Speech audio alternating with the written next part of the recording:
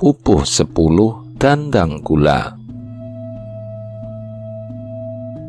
Mahir dalam tulis-menulis dan memegang rahasia atau cari, sirik larangan besar bagi seorang wanita, tidak memikirkan hasil akhirnya, tidak memperhitungkan untung ruginya, hanya memperturutkan kesenangan atau foya-foya, cahaya panjang yang mengandur air atau keluwung atau pelangi. Sinjang kemben yang dipakai pria bebet yang harus sinawung atau diingat. Seorang wanita banyak rupet batasan secara kodrati. Taji senjata milik ayam jalu, bau yang diusapkan di lidah, lengo kerawang, batasan kodrati itu jelas kawang-wang terlihat. Boneka indah pratima daun yang berguguran menumpuk di tanah uwuh atau sampah, mangga besar yang keras baunya kueni, susah pratikeli pemikirannya. Bagi wanita yang telah melakukan kesalahan karena sebuah kesalahan yang dilakukan seorang wanita, sangat dipandang tidak patut dalam tatanan masyarakat. Kuda di sebuah taman sari kalisaha, piring dari tanah pinggan seandainya, maka jadilah wanita tersebut merusak badan priangan diri sendiri. Sari tala malam yang dibuat membatik, kotoran daun telutuh atau getah. Aku katakan yang demikian itu akan menjadi nalutuh, jatuh kehormatannya, al-am di alam dunia. Tanah yang hancur lebu atau debu, putra Raja Jumiril Umar Maya. Marma oleh karenanya seorang wanita yang buruk tidak akan jadi pilihan. Raja di Raja Negara Tasmiten atau Geniara, kaca yang tidak tajam ram membuat eram kagum bagi yang melihatnya. Sungguh patut untuk diambil istri wanita yang tindak tanduknya senantiasa waspada. Wilayah tengah lautan muworo atau muara membuat lelaki yang melihat dalam hati jadi ngoyoworo tidak karu-karuan karena sangat memikat. Hiasan kemben atau tepi, suara orang yang memberikan kabakaloka berkumandang. Sungguh seorang wanita yang netepi mematuhi saloka sloka sastra suci. Hilangnya bulan purnama, gerhana atau gerhana, bayi yang lepas dari tangan puput atau mulai bisa berjalan, graitanan renungkanlah seluruhnya, apa saja yang akan membuat kamu jatuh pada luput atau kesalahan.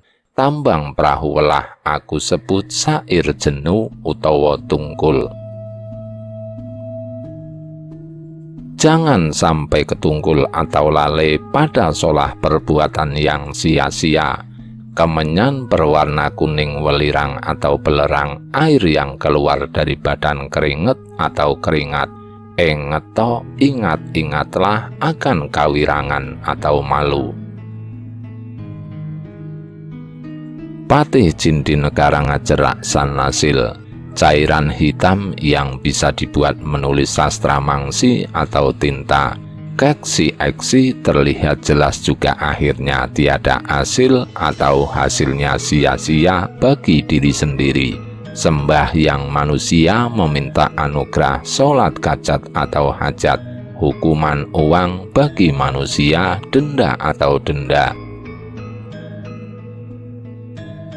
Denda hukuman yang agung tiada kajat diingini atau dikehendaki akan nyata datang, membuat tempat di tengah danau Balikambang Raja Pujanegara Surya Wisesa Kumambang, terkatung-katung di tengah wisesa kuasa, maksudnya kuasa Tuhan yang menjatuhkan hukuman. Manusia yang berkecukupan, mukti atau kaya, senandung di dalam bilah bambu suling atau seruling, harus dieling-eling diingat manusia hidup. jangan hanya mengejar mukti kekayaan saja. Duh, ibu mahkota tempat nasi wengku, bunga pandan yang beterbangan jika tertiup budak. Walaupun tidak keturunan bangsawan, seluruh dunia winengku dimiliki. Angin besar merobohkan pepohonan atau prahara. Serat pada buah pisang, serat ada yang melarat, ada yang kaya. Sudah kaprah lumrah di dalam dunia ini. Putri dari negara Mandura Sumbadra, mahkota Kampak Karah. Walaupun keturunan orang Sudrapapa, jika baik pamarahi kelakuannya, aji kesaktian Raja Salwa Candra Birawa, burung puter kecil yang ditaruh di atas burung perkutut, patut layak dijadikan toladan. Candongna ikatkan dalam hatimu, Rajawiku di negara Kusnia Bawadiman, putra Sarkap Samar Dikaran harus bisa menyimpan wawadi rahasia rumah tangga. Jangan sampai kasamaran terlena. Tawon besar yang berumah di dalam tanah tutur, anugerah dari Yang Maha Berwenang di akhirat surga atau surga. Jikalau kalian pakai tutur nasihat ini, bakal nyuwarga akan membuat surga bagi ayah dan ibu, bahkan kepada kakek dan nenek kalian. Selamanya sejahtera seluruh teman segan. Tapi manakala tergoda setan, sapu batu kapur usar istri Hyang Guru Pramesti Batara Durga, Durgama membuat halangan hingga akhir sasar sesat. Mainan gangsing yang ada di pematang Yuyu putra Kumbayana Aswatama, seorang wanita harus ayu utomo, cantik lahir batin. Surat pangrembi, surat berisi peringatan atau penget. Kata hati yang belum keluar kraito, yaitu merekalah yang sudah mampu kraito berpikir dewasa, nget-enget senantiasa mengingat kepada keutamaan. Areal terbang burung puyuh yang dilepaskan jajah. Anjajah memenuhi seluruh badan lahir batin. Jala ikan yang panjang kakat, suluk atau nyanyian, jeda pada pertunjukan wayang gelidik sendon. Jika kaledon terlena pada tekad kehendak, maksudnya watak yang buruk akan menjajah lahir batin jika terlena tekadnya. Tanaman kentang yang merambat ketela, jalan cerita orang yang memainkan wayang lakon akan menjadi tetulodo suri toladan seorang wanita yang utama, yang baik lelakone perbuatannya. Singa kecil yang suka tidur di kasur kucing, seorang permaisuri Raja Kertanegari Susilowati. Jikalau tidak susiling menghormati suami, akan membuat kuciweng kecewa luruhnya tenaga suara taklim salam hormat. Gugurnya yang fardu batal jika tidak batal gugur menyimpan rahasia. Semua orang akan taklim menaruh hormat kepadanya. Retno Dewi berkata hendak menjalani segala nasihat dan petunjuk paduka. Mohon restu agar semoga mendapat tambahan kekuatan bagi saya untuk kuat menjalani. Gatoloco berkata, duh, kalian semua yang cantik, benar-benar cantik lahir batin. Jangan terkejut, aku relakan pamit sekarang. Aku hendak pergi. Karena ada keperluan kangen dan hendak menjenguk anak muridku yang ada di pondok Cepekan. Kelak aku akan pulang lagi kemari. Tinggallah dengan selamat. Gatoloco berangkat sendirian. Di jalan tidak diceritakan sudah sampai di pondok Cepekan. Para murid begitu melihat siapa yang datang, gembira hati dan memberikan hormat.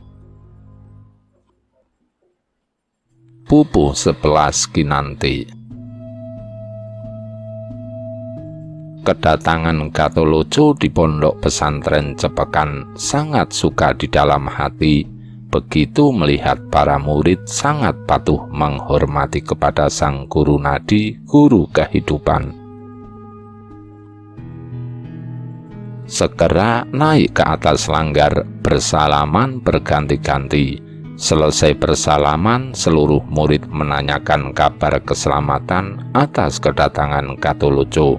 Gatholoco menjawab, "Atas doa kalian semua, aku dianugerahi keselamatan. Selama aku tinggal pergi, kalian semua anak muridku, apakah selamat juga?"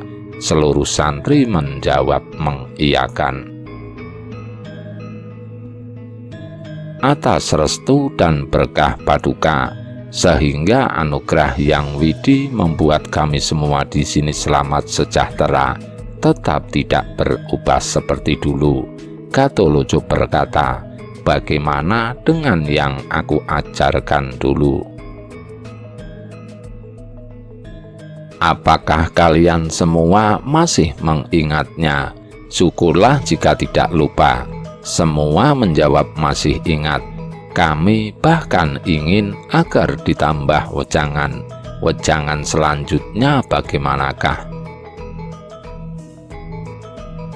Gatholoco pelan menjawab, "Permintaan kalian akan aku turuti. Jangan khawatir, akan aku tambah wejanganku. Nah, sekarang dengarkanlah, aku hendak memberikan wejangan." Anugerah budi kesadaran ada 3 macam. Ciptaning, pikiran menjadi hening yang pertama. Panggraita, perasaan murni yang kedua. Sang Panyipto yang mencipta ketiga. Maksudnya siapa saja yang kesadarannya meningkat, maka dapat ditandai dengan 3 hal. Pikiran liar menjadi hening,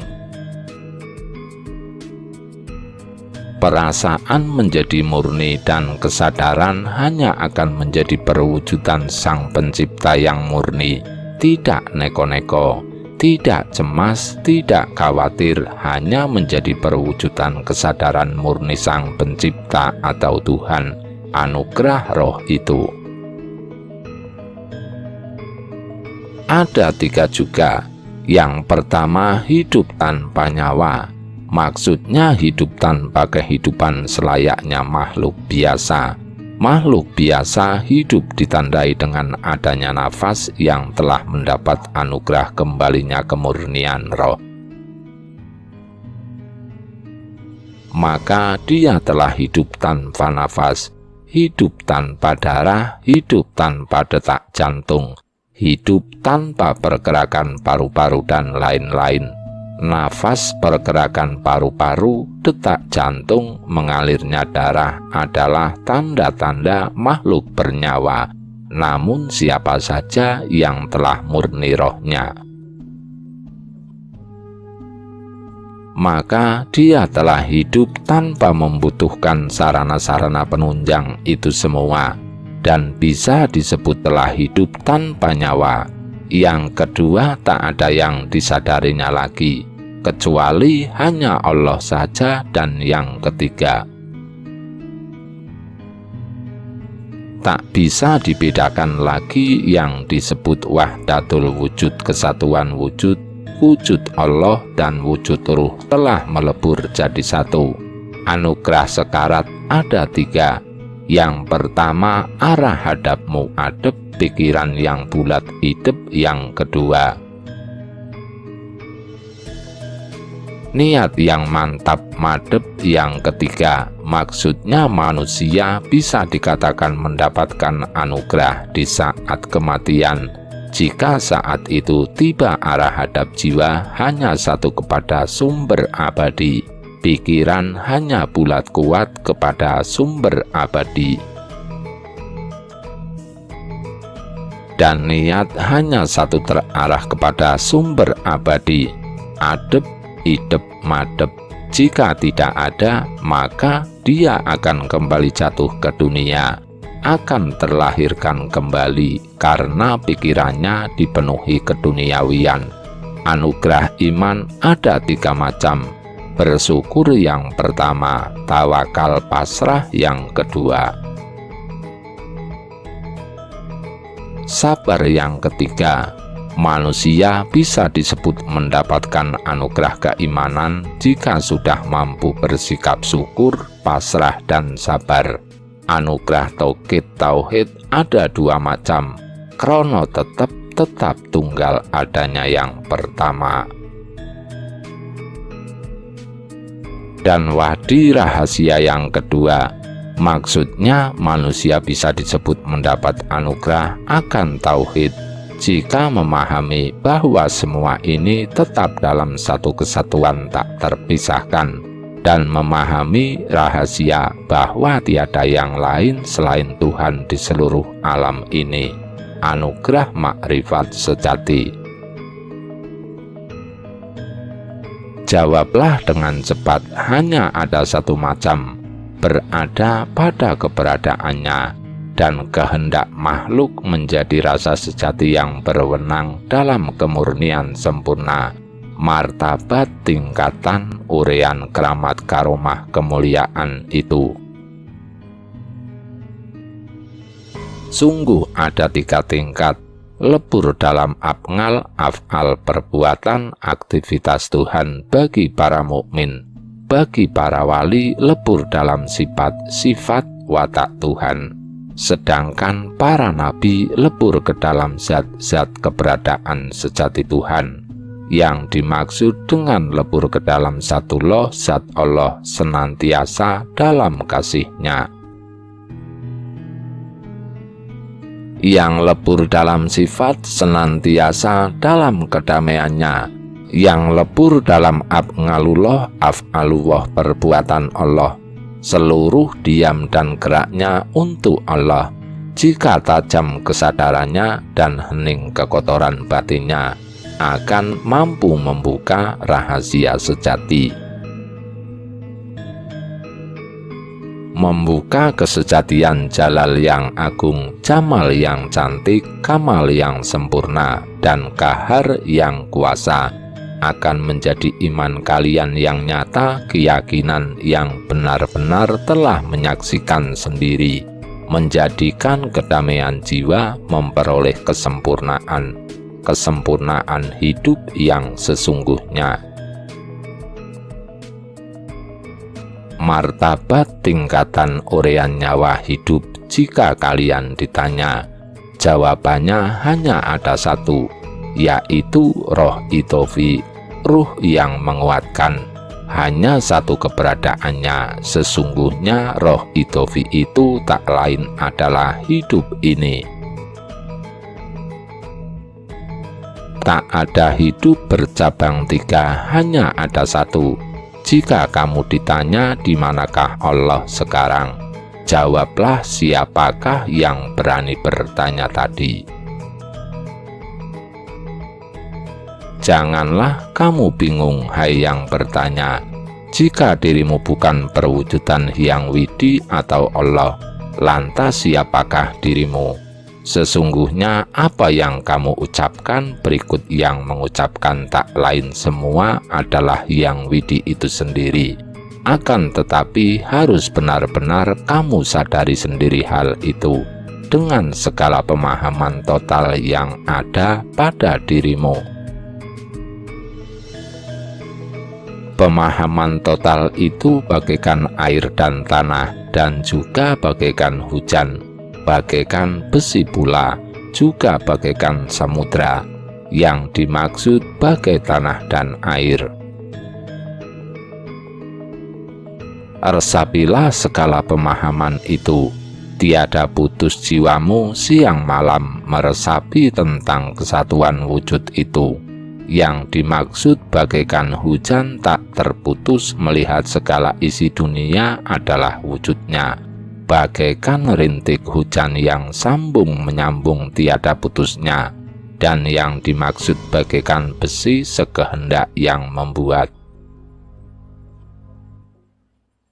hendak dibuat jadi celurit linggis palu kampak senjata, tapi tidak terpengaruh sifat besinya, tetap berwujud besi.